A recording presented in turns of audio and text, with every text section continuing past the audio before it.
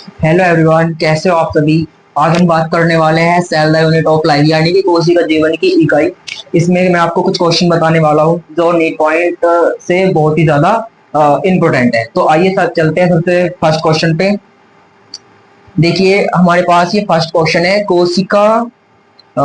कोशिका अंग केवल पौधों में पाए जाते हैं। तो इसमें कौन सा हो सकता है। देखिए जरा, कोशिका केवल, जो इसने कोशिका बोल रहा है हमको, यानी कि एक कोशिका है हमारे पास के, और पौधों में बोल रहा है। किसमें बोल रहा है, पौधों में बोल रहा है। तो कोशिका केवल पौधों में पाए जाते हैं। कौन कौन सा हो सकता है। अब देखिए जो गोल्गी कॉम्प्लेक्स है, माइटोकॉन्ड्रिया है, एंड प्लास्टिड है, और हमारे पास राइबोसोम है। तो अगर बात करें गोल्गी कॉम्प्लेक्स की, ये हमारे पास एनिमल सेल्स और प्लांट सेल्स, ये जो हमारे पास गोल्गी कॉम्प्लेक्स होता है ये हमें मिलता है किसमें, एनिमल सेल्स में। और जो माइटोकॉन्ड्रिया होती है ये भी दोनों में मिलती है, इसमें भी और इसमें भी। जो गोल्गी कॉम्प्लेक्स होता है ये भी दोनों में। और हमारे पास जो प्लास्टिड होता है, इसको देखिएगा जरा, जो प्लास्टिड होता है, और हमारे पास ये राइबोसोम होता है। अगर राइबोसोम की बात करें तो ये भी हमारे पास animal cells and plant cells दोनों में ही मिलेगी लगभग लगभग।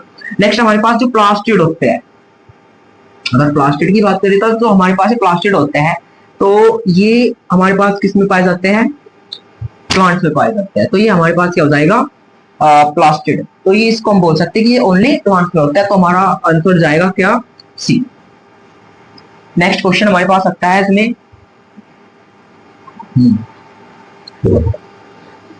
तो हमारे पास नेक्स्ट इसमें आया है। देखिए नेक्स्ट हमारे पास आता है इसमें, कोशिका सिद्धांत का प्रतिपादन किसने किया था। तो आपको पता होना चाहिए जो कोशिका सिद्धांत दिया था, यानी कि सेल थ्योरी। यहाँ पे बात करी जा रही है हमारे पास सेल थ्योरी की। तो जो सेल थ्योरी है हमारे पास किसने दी थी, तो वॉटसन और क्रिक। ये तो हमारे पास किसने क्या दिया था, इसने तो हमको बोल सकते हो डीएनए का मॉडल दिया था।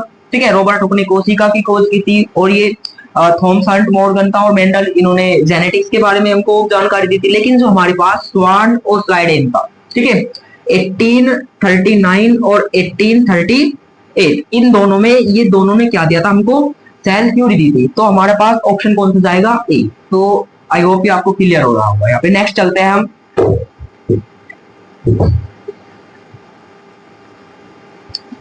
देखिए सबसे पहले क्वेश्चन देखिए कितना बेस्ट क्वेश्चन है ये हमारे पास, कि एक छात्र 10x एपीज और 45x ऑब्जेक्टिव वाले प्रकाश माइक्रोस्कोप के तहत कोशिका संरचना, ये ध्यान रखना, कोशिका संरचना का अध्ययन करना चाहता है। तो सर्वोत्तम संबंध समाधान प्राप्त करने के लिए उसमें प्रकाश के निम्नलिखित रंगों में से किस रंग से वस्तु का रोशन करना चाहिए। कौन सी वस्तु, जो वस्तु है कौन सा रंग होना चाहिए उसमें। तो हमको इसमें कलर दिया है, देखिए, तो हमें इसमें नेक्स्ट कलर दिया है, नीला दिया है, हरा दिया है, पीला दिया है और लाल दिया है। तो चलिए हम देखते हैं इसमें। सबसे पहले तो जो मैं आपको बता दूं, इसमें जो हमारे पास रिजोल्यूशन होता है, जो रिजोल्यूशन होता है वो प्रोपोर्शन सॉरी व्युत्क्रमानुपाती होता है किसके, जो हमारे पास रिजोल्यूशन होता है तरंग दैर्ध्य के, यानी कि जो रिजोल्यूशन होगा वो तरंग दैर्ध्य के अपोजिट होगा। तो इसमें अगर आप रिजोल्यूशन को हाई करते हो तो सीधी सी बात है तरंग दैर्ध्य लो होगी। अब जो हमारे पास रेनबो होता है, उसमें सबसे ज्यादा जो नीला कलर होता है, ठीक है, उसका जो रिजोल्यूशन होता है, ठीक है, वो बहुत हाई होता है, और जो लैम्डा यानी कि तरंग दैर्ध्य होती है बहुत कम होती है। तो नेक्स्ट, और जो हमारे पास रेड होता है, इसका रिजोल्यूशन कम होता है लेकिन तरंग दैर्ध्य बहुत अधिक होती है।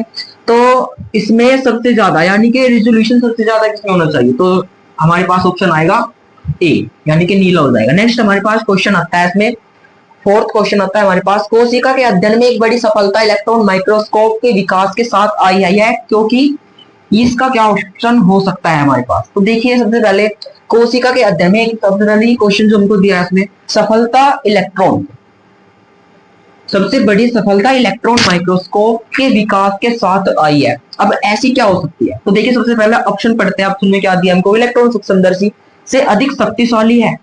जो इलेक्ट्रॉन सूक्ष्मदर्शी है वो अधिक शक्तिशाली है, क्योंकि यह इलेक्ट्रॉन की एक किरण का उपयोग करता है। क्या वो एक ही किरण का उपयोग करता है, और उसकी तरंग दैर्ध्य फोटोन की तुलना में अधिक लंबी होती है। एक ऑप्शन हमको ये दिया है। नेक्स्ट इसमें चलते हैं। नेक्स्ट ऑप्शन दिया है हमको, इलेक्ट्रॉन सूक्ष्मदर्शी की विभेदन क्षमता प्रकाश सूक्ष्मदर्शी की तुलना में बहुत अधिक होती है। इसमें देखो इलेक्ट्रॉन सूक्ष्मदर्शी जो दिया है और उसकी विभेदन क्षमता दिया है, और हमें दिया है प्रकाश सूक्ष्म दर्शी। तो बोलना चाह रहा है इसकी जो हमारे पास अक्षमता होती है यानी कि एबिलिटी होती है, ठीक है, वो क्या होती है, इलेक्ट्रॉन सूक्ष्मदर्शी की अधिक होती है प्रकाश सूक्ष्मदर्शी से। नेक्स्ट क्वेश्चन दिया है हमको, प्रकाश सूक्ष्मदर्शी के लिए 0.1 और 0.2 nm की तुलना में इलेक्ट्रॉन सूक्ष्मदर्शी की विभेदन शक्ति जो होती है 200 से 300 nm है। नेक्स्ट पढ़ते हैं, इलेक्ट्रॉन किरण मोटी सामग्री से गुजर सकती है। इलेक्ट्रॉन किरण मोटी सामग्री, ऐसा तो कुछ नहीं है, छोटी से भी गुजर सकती है, बट जबकि प्रकाश माइक्रोस्कोपी के लिए पतले वर्गों की आवश्यकता होती है। तो ऐसा तो फ्रेंड्स कुछ भी नहीं है। तो नेक्स्ट चलते हैं हम, देखिए इसमें हमको बी क्वेश्चन दिया है ये, नेक्स्ट हमको दिया है ये इसमें बी, नेक्स्ट हमको ये दिया है इलेक्ट्रॉन किरण मोटी सामग्री से गुजर सकती है। ये देखो, इलेक्ट्रॉन सूक्ष्मदर्शी की विभेदन अक्षमता जो होती है प्रकाश सूक्ष्मदर्शी की तुलना में क्या होती है, बहुत ही अधिक होती है। तो हमारे पास ऑप्शन हो जाएगा बी। नेक्स्ट क्वेश्चन आता है हमारे पास, कोशिका विभाजन के संबंध में ओमिनी सेल्यूला ई सेल्यूला जो नाम दिया था, उसकी जो अवधारणा दी है यानी कंसेप्ट दिया था, वो किसने दिया था सबसे पहले? ये तो ऑलरेडी आपको पता भी होगा, अरस्तु ने दिया था या रुडोल्फ विर्चो ने दिया था। नेक्स्ट हमें ऑप्शन दिया है इसमें, नेक्स्ट इसमें रुडोल्फ विर्चो, और तीसरा दिया है थियोडोर श्वान और स्लाइडेन। ये देखो, ये दोनों तो हो ही सकते हैं क्योंकि आपको पता है सेल थ्योरी थी। नेक्स्ट हमारे पास इसमें ए और बी दिया है, अरस्तु ने आपको पता होना चाहिए इसमें भी क्या दिया था, ठीक है। नेक्स्ट हमारे पास जो आया है रुडोल्फ विर्चो, इसने हमको दिया था सेल थ्योरी, ठीक है, सॉरी सेल थ्योरी नहीं, ये ओमिना सेलुला ई सेलुला। और इसने बोला था कि जो हमारे पास प्री एग्जिस्टिंग सेल्स होती है वो कहां से फॉर्मेड होती है, प्री एग्जिस्टिंग सेल से, ठीक है, new cells are formed by pre existing cells. Next हम चलते हैं इसमें, तो हमारे पास ऑप्शन हो जाएगा बी। नेक्स्ट चलते हैं इसमें, कोशिका में साइटोस्केलेटन द्वारा निम्नलिखित में से कौन सा कार्य किया जाता है, बताओ जरा कौन सा किया जाता है कोशिका में? साइटोस्केलेटन। साइटोस्केलेटन क्या क्या होता है? एक प्रकार से बोल सकते हो ढांचा बोल सकते हो, जैसे कि फॉर एग्जांपल हमारे पास ये कोशिका होगा यानी कि सेल हो गई, इसमें यहाँ पे माइटोकॉन्ड्रिया हो गई, यहाँ पे न्यूक्लियस होगा हमारे पास, ठीक है। नेक्स्ट हमको दिया है इसमें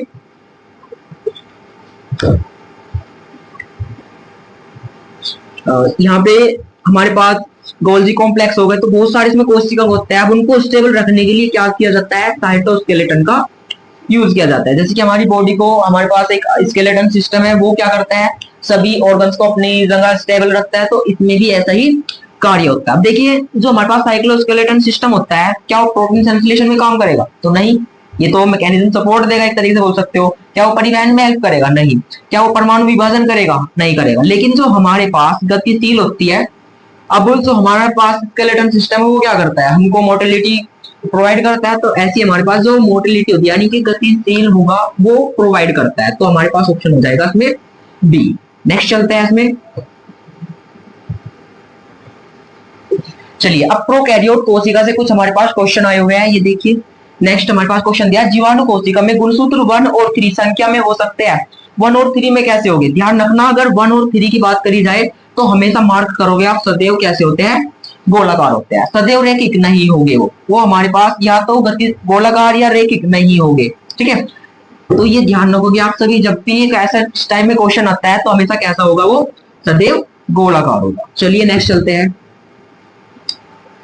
नेक्स्ट क्वेश्चन आया हमारे पास, ग्लाइकोकैलिक्स शब्द का प्रयोग किसने किया? सबसे पहले किसने किया था, सॉरी, प्रयोग किसके लिए किया जाता है, किसके लिए किया जाता है? तो हमारे पास नेक्स्ट आता है, जीवाणु की कोशिका भित्ति और झिल्ली के बीच मोजेक एक परत, जीवाणु की कोशिका भित्ति। देखिए सबसे पहले मैं आपको बता दूं, जो जीवाणु होता है हमारे पास, एक जीवाणु होता है, उसमें एक तो प्लाज्मा झिल्ली होती है हमारे पास, प्लाज्मा झिल्ली के बाद हमारे पास आता है उसमें सेल वॉल, और सेल वॉल के बाद आता है हमारे पास ग्लाइकोकैलिक्स। तो हमारे पास इस लास्ट वाली जो लेयर होती है इसको हम बोलते हैं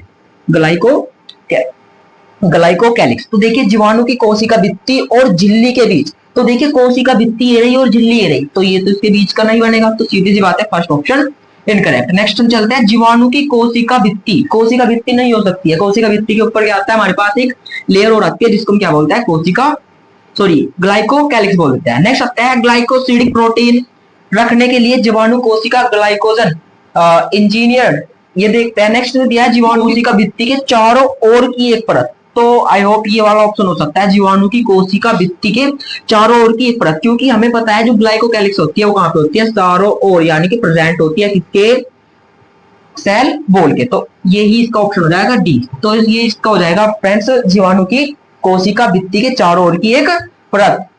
ठीक है, नेक्स्ट चलते हैं।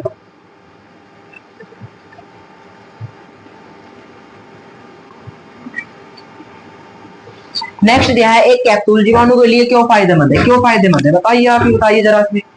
जीवाणु को सूखने से बचाता है, बिल्कुल सही है। यह गति के साधन प्रदान करता है, हाँ बिल्कुल ये भी सही है। यह जीवाणु को पोषित यानी कि होस्ट की प्रतिरक्षा प्रणाली में छिपने की अनुमति देता है, ये भी सही दिया है, बिल्कुल दिया है, ये भी करता है काम। जीवाणु को सतह यह जीवाणु को सतह से जुड़ने की अनुमति देता है, हाँ बिल्कुल ये भी सही है। तो इसका हो जाएगा फ्रेंड्स ऑल ऑफ दिस। तो ये सारे ही करेक्ट है। ठीक है, नेक्स्ट चलता है इसमें। हमारे पास नेक्स्ट आता है गतिशील जीवाणु चलने में सक्षम होता है, बताइए जरा। ये हमारे पास बैक्टीरिया बना दिया मैंने एक, अभी से बैक्टीरिया में ये किस तरीके से चलेगा। देखिए हमारे पास ये क्या है, सबको पता होना चाहिए, क्या हमारे पास फ्लैजिला।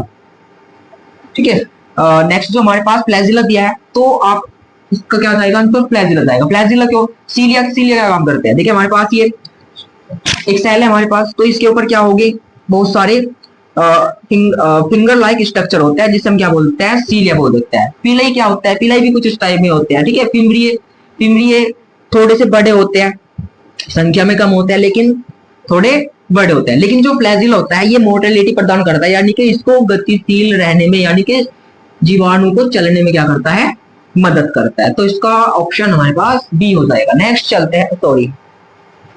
तो आई होप ये आपको 10 क्वेश्चन अच्छे लगे होंगे, तो सब्सक्राइब करना। Thank you all, best of luck.